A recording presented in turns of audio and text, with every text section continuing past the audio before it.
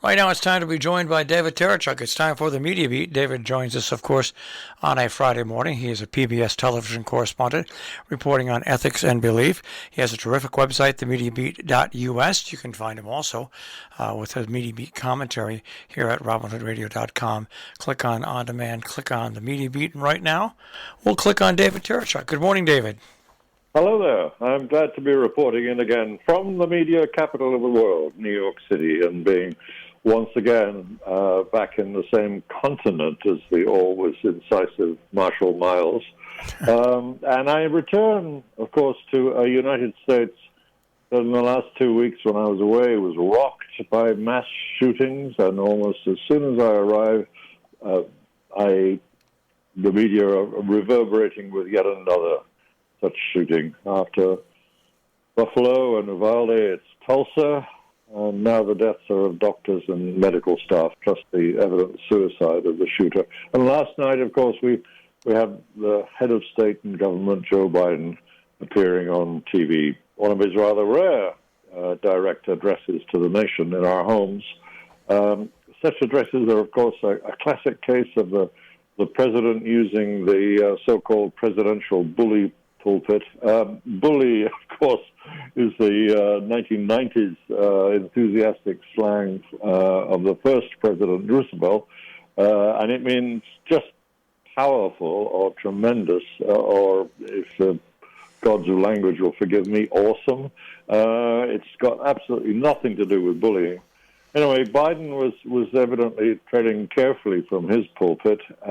There are quite evidently not any specifically presidential measures to come, no new executive actions or directives. Instead, just urgent calls on Congress to act. You will recall, Marshall, I'm sure, he said very plainly on Monday, and I will cherish this quotation, I can't dictate this stuff. Yeah, absolutely. Yeah, I remember that. And that's a line that has been pointed out by numerous people. And as a president, if you have majorities in the House and the Senate, significant majorities, you can dictate. But when you're a president that has a 50-50 Senate and a House that you only have about a 16 majority, and you have some conservative Democrats in that caucus because you got a big tent. There's very little you can dictate as president. Sure, and journalistic reaction to the president's address has just been to stress these pleas of his for an assault weapons ban. It was he, after all, who led the fight for the last ban that expired after a decade in 2004. His other pleas, of course, have been foregrounded in press coverage today. Of course, for calling for stronger background checks on people buying guns, for raising the age at which they can be bought, for more effective red flag warnings about gun holders with potentially mental health problems. All the usual measures that come to the fore in the media every time one of these appalling catastrophes happens. He also acknowledged, though, I mean, this is part of his treading warily, I'd put it, that it's a fact, and that's what he called it, a fact that, in his own words, the majority of the Senate Republicans don't want any of these proposals even to be debated or come up for a vote. He said he found this unconscionable, but he did recognize it as a fact, a pretty immovable obstacle of a fact. Political journalists are watching carefully to see what legislative changes on guns, if any, really will emerge this time. There's a well-meaning group, I trust they're all well-meaning, a group of senators who are working on it. And it has to be, as you pointed out, it has to be the Senate where this work happens, since it's the Senate, as that frequent sad headline has it, is the place where good congressional proposals on guns go to die. It's instructive to notice the language being used amongst these senators, especially, or notably anyway, your own Connecticut Senator, Chris Murphy, who's leading the effort. He's quoted using an allusion to a cartoon storyline, of all things, when he talks about his wariness in trying to get agreement from his Republican opposite numbers. His jarring words stick in my mind. He said, I've had the football pulled out from under me enough times to be realistic. He's referring, of course, to a running gag in the Peanuts strip cartoons. It's one of those strange occasions when, sadly and with utter weariness, we really are confronted with not knowing whether to laugh or just to break down and cry. But if we can be positive about it, Marshall, sorry to break in again, but we might perhaps see movement about background checks, or maybe the extension of red flag warnings, but I wouldn't count on it. Yeah, it's I look at it this way, and I tell my friends the only action that we're going to see, it'll be a little action. People want sweeping gun control. Sweeping gun control is not going to happen. It's not with the way the politics is, and not with the way the Senate and the House are set up. But one small step at a time. If you can at least get something through the Senate that you can get through the House. I don't care how small it is, how insignificant it might be. We need to see at least a step in the right direction as a country. Yeah, a placard that I've been seeing held up at demonstrations in the last 3 weeks has been sort of so unspecific but so clear. Several times over I've seen it. It just says, do something. It's kind of plaintive, but I think that's where we are. We just need something done to show that something, however small, can be done. And maybe as time goes on, we'll get more confident about breaking the logjam. I mean, I just, people have got to tamper down, and I know this sounds ridiculous, but they've got to tamp down their expectations, because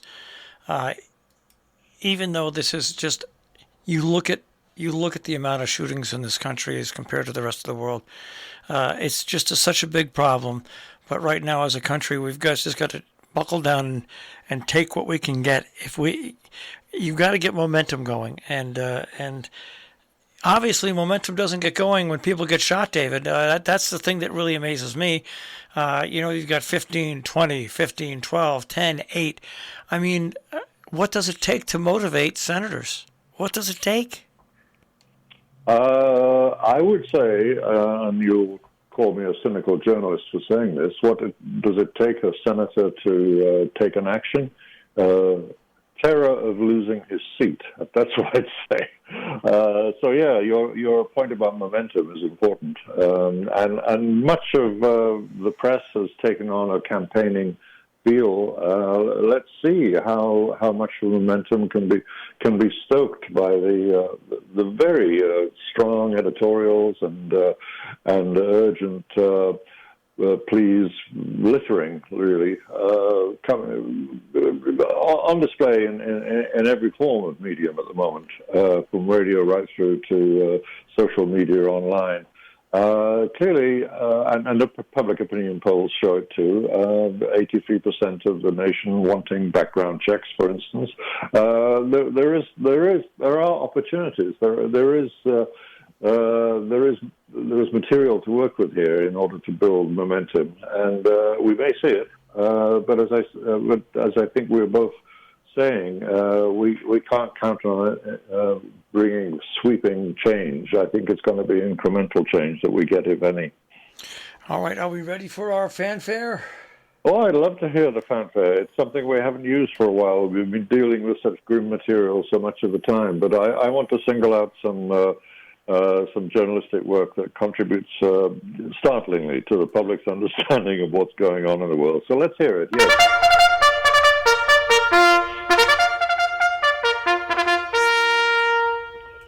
I'm singling out a cover story in The Economist this week, a publication that's no longer slavishly true to its name any more than the Wall Street Journal slavishly covers only Wall Street. Both are general interest papers, but with an inevitable tilt towards money matters. Listeners might remember that I've historically had my reservations about The Economist. For me, it can sometimes have a tone that's a bit too patronizing and a bit smart-aleck, for my taste, to use a Scottish phrase, more loosely translated in the school playground, at least as smarty pants. I don't know, there are some other cruder versions, of course. But for all their tone, they often address really serious issues in a serious way. And this magazine's dedication to loading, even overloading perhaps, their articles with facts, they've done something remarkable this week. Partly, but interestingly, only partly triggered by the Ukraine war.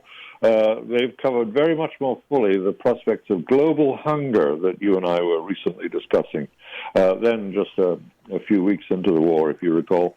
It's not just a matter of the blockading of ships off of Ukraine's southern coasts they're currently preventing Ukraine's massive grain harvest from getting out to a needy world, but there are also the effects of extreme weather and the widespread disruption of trade internationally. All these other factors are combining to threaten famine for millions of people in some of the most food-scarce communities around the world. It's a powerful article with the Economist's usual effective graphics conveying the vital facts and figures. Well worth a read, I'd say, and a turn also to the opinion section, too, for some realistic, sensible ideas for moving toward a solution of this life and death issue. But we should talk about the war itself, Marshall. This media capital I live in, and I've just returned to, has been riven again this week in an all too familiar way. One of my hometown newspapers devoted. Well, we know the one. Yes. Rupert Murdoch owns it. It's called the Wall Street Journal. We just referred to it.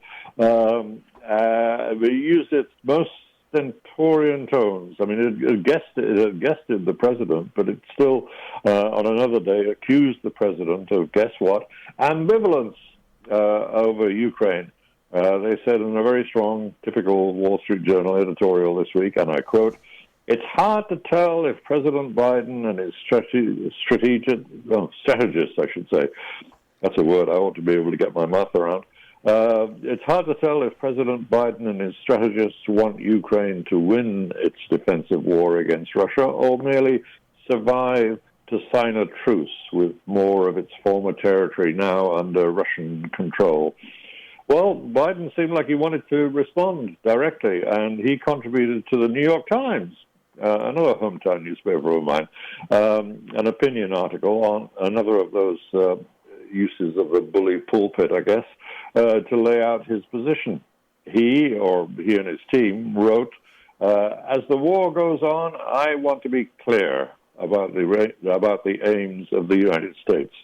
It turned out to be a narrow tightrope that he was walking. He pointed out that, "I decided we will provide the Ukrainians with more advanced rocket systems and munitions."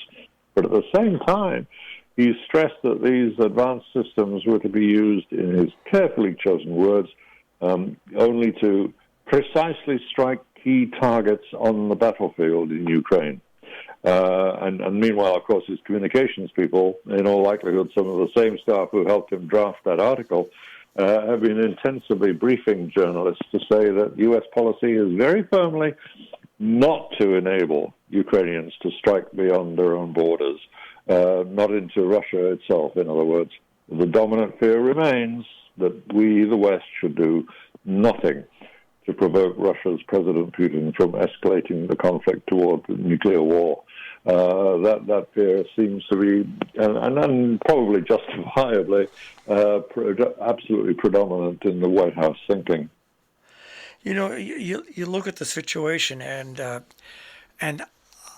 if I'm a country and I'm invaded, I'm going to look at any way I can to show the population in that country that's invaded me that this is war. You know, I think that a lot of people don't, except for the people that are now getting death notices from their family members, about their family members. I think most people, they don't feel the effect of war. They feel the effect of the monetary issue, but they've been through that before. And none of the Russian population has actually felt the brutality of war. You know, I hate to say it, but I mean, that's the alarm. That's the only alarm clock that's going to wake up Russian people. If not, this is going to just go on like the great long wars in Afghanistan. It could be a 20-year war. Sure. Well, what's worrying the White House strategists, of course, is the fact that to give Russia a taste of the impact of real war on their own populations is almost inevitably, given all the hints. Not so much hints, but very clear statements made by Putin and his foreign minister that nuclear response would be the next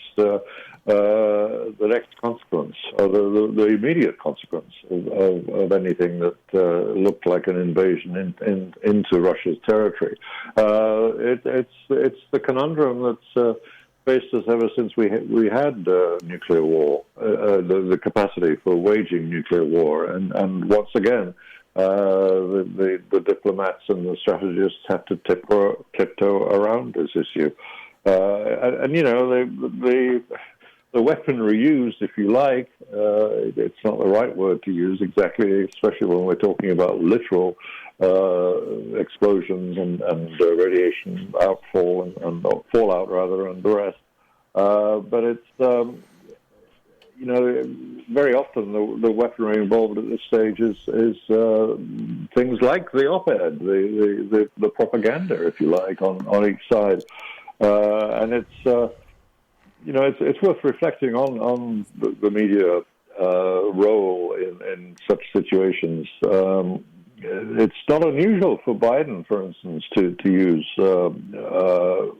op-ed. It's interesting that he hasn't done much in the way of these direct addresses like last night's to the public, but he has been quite a fan throughout his career before he became president. Using newspaper editorials to signal policy and try to do that business that you were referring to of building momentum for certain policy aims.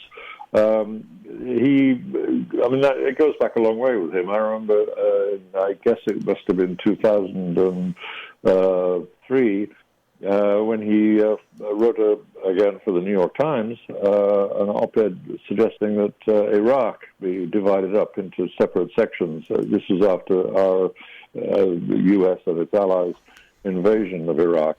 And only this year, the president, back to the issue of gun violence. He wrote an op-ed in February in yet another New York paper, the Daily News in this case, about gun violence. This is after two New York City cops were killed by a man wielding a gun with a 40-round magazine. He was stressing then the need for cracking down on the flow of firearms. The op-ed is it's not a weapon, certainly a tool for leaders. Just if I can just be a media geek for a moment, I should point out that when we loosely use the phrase op-ed, it's a misnomer, and it's being dropped. It's certainly somewhat arcane and now getting very much out of date. I've heard people call an op-ed the opinion, as if it was an abbreviation for opinion editorial, whatever that might be. It's literally an abbreviation that means opposite the editorial, because in broadsheet papers like the Times, such pieces would traditionally appear in print, at least on the page that faces the paper's own editorial columns. So the content might sometimes oppose what the paper itself is saying, but in fact the opposite here means only the physical oppositeness, the physical placing in the physical paper.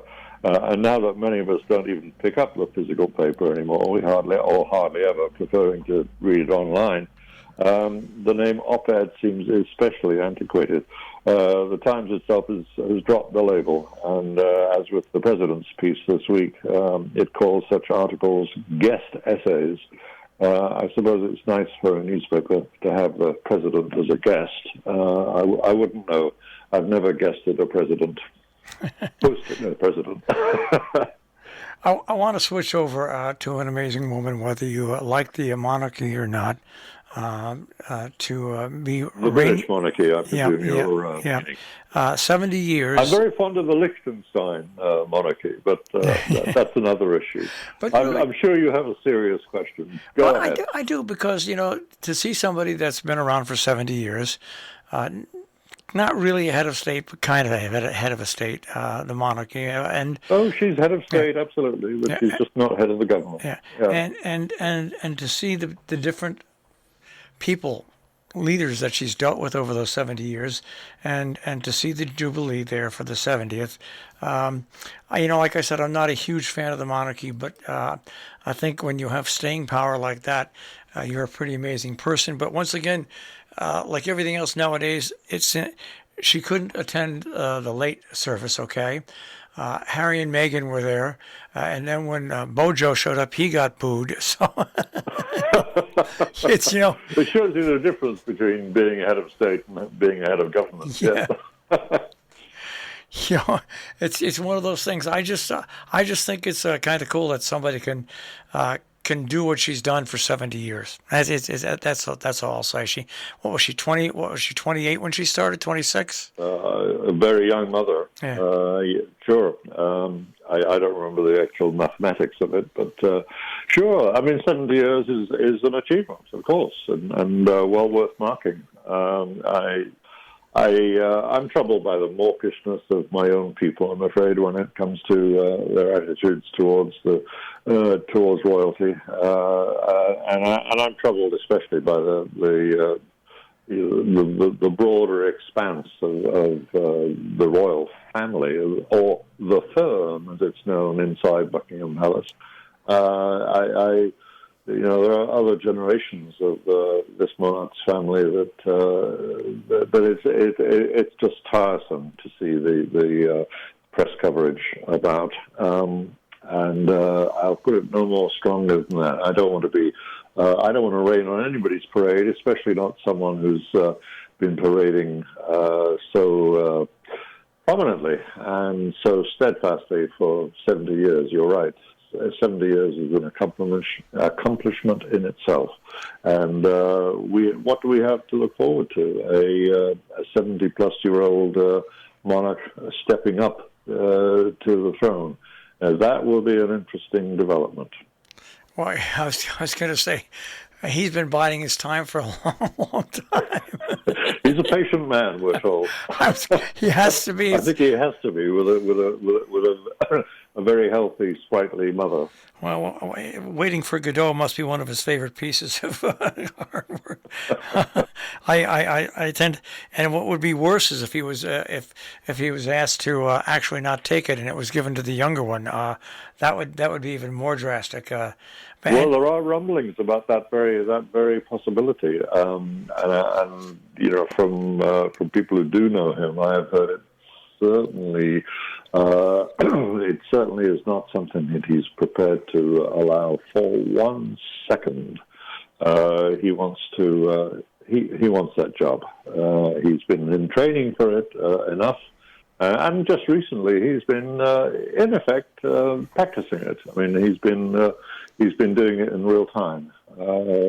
What's called the Queen's Speech, for instance, which lays out the government's legislation for the coming parliamentary period, and some of the events this very week connected with the Jubilee. He's been the public face and voice of the Queen herself, and heaven's sake, he's so close. It would be extraordinary if he decided it was okay to skip a generation and leave him out.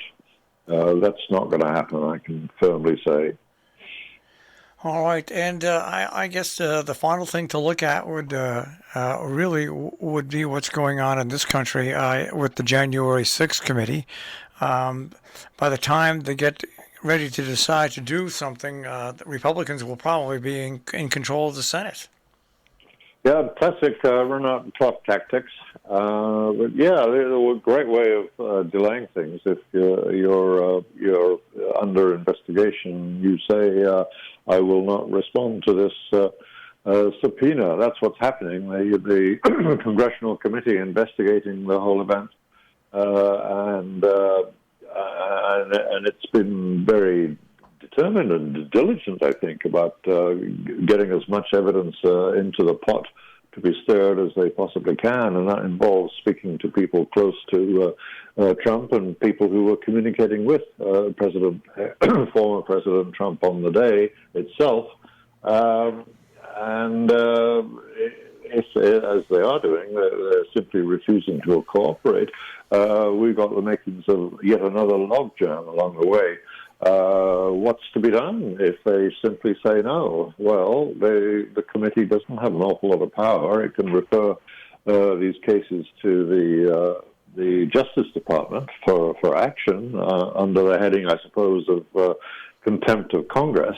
But that sounds suspiciously like a political action, and I think you've got the makings here of you get more cries of a modern day kind of martyrdom from Republicans saying, this is burdensome and unfair, and we're just not going to do it. So what happens then? The whole paragraph of eventualities just peters out into a series of dots. All right, one final question for you. I had a friend that just came back from a trip where they left New York, a 20-some day trip where they went to Italy and then back. And they said they love to travel. They haven't traveled since the pandemic, but it's a real pain in the rear end to travel. I want to ask you, after your trip to Europe and your travels over the past 3.5 weeks, is traveling that much of a pain? I've actually been traveling for about 6 to 7 weeks, Marshall, and pain just doesn't capture it. I love arriving at places, and I love working in distant places, and I also love coming home. But that bit of work that you've got to do in between, the connective tissue of travel itself, is just miserable now. I'm so tired of it all that I'm making a resolution not to travel again for a while. But just watch me. I'm afraid that determination is going to peter out, and I'll get itchy feet, and I'll want to travel once more. It's funny, but what you're saying blends in exactly what this person said. They love to travel. They love to visit foreign countries. They love to explore. But they did not. They did not like what went on the travel in between, and it puts a big halt on what they were planning to do again next summer. So it's obviously something that goes even just staying in the United States and doing your hop to hop flights. It just seems like traveling right now by air is really, really tough. Yeah, and of course, we should think also how much carbon emissions we're spewing out as we fly around. But it's a difficult balancing act. I'm an international journalist, and I need to see on the ground what's going on. And I could take a boat, I suppose. These are all comparative matters. It's all a matter of proportion. But for now, I'm not intending to jump on a plane for some time. All right. Always great to speak with you, David. We'll speak to you next week. Absolutely. Take care. David Tereshchuk with The Media Beat. You can find David at his website, themediabeat.us, and also at robinhoodradio.com. Click on demand. Click on David Tereshchuk with The Media Beat.